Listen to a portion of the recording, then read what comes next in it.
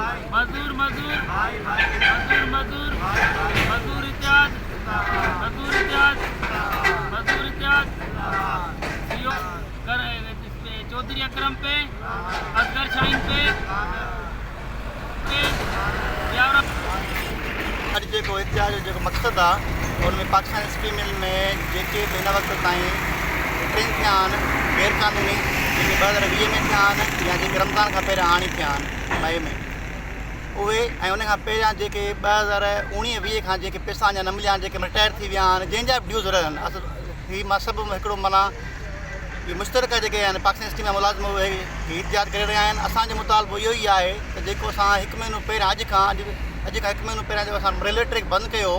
उन में CM सिंध असांखे 4 हफ़्तनि जो टाइम घुरियो त 4 हफ़्तनि में तव्हांजा जेके मसइला आहिनि सभु हल कया वेंदा।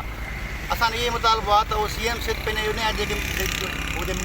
मीटिंग आहिनि जेके मिनट्स आहिनि उन्हनि ते अमल कराए ऐं असांजा मुतालबा जेके आहिनि उहे फौरी तौरु मतिलबु मंज़ूरु करे। पहिरीं ॻाल्हि त जेको असांखे हुतां स्टील मिल मां जेको असांजे जेको बरतरफ़ कयो वियो लेबर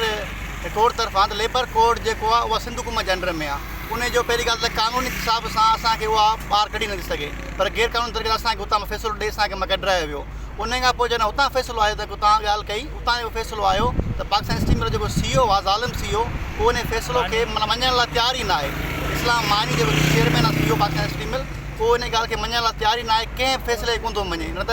जज साहब जो ऑर्डर आहे कोर्ट जो ऑर्डर आहे इहो त तव्हां जेको आहे जेसि ताईं हिनखे पेमेंट नथा ॾियो ही माण्हू जेके आहिनि बहाल आहिनि। असांजी अपील आहे त CEO जेको आहे स्टील मिल जो उहो असांखे सैलरी ॾिए ऐं असां उन जे लाइ कोर्ट ऑफ कंटेक्ट में वञूं था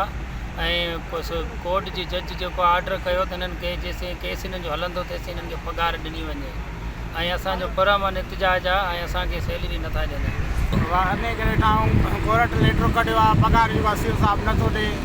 असां इन करे वेठा आहियूं असांखे वराए महिरबानी पघार ॾियणु वञनि ऐं असांखे पंहिंजो जेको आहे त हक़ूक़ ॾियणु वञनि जे इन करे असां वेठा आहियूं। भाई भाई मज़दूर मज़दूर भाई भाई मज़दूर इत्तेहाद मज़दूर इत्तेहाद।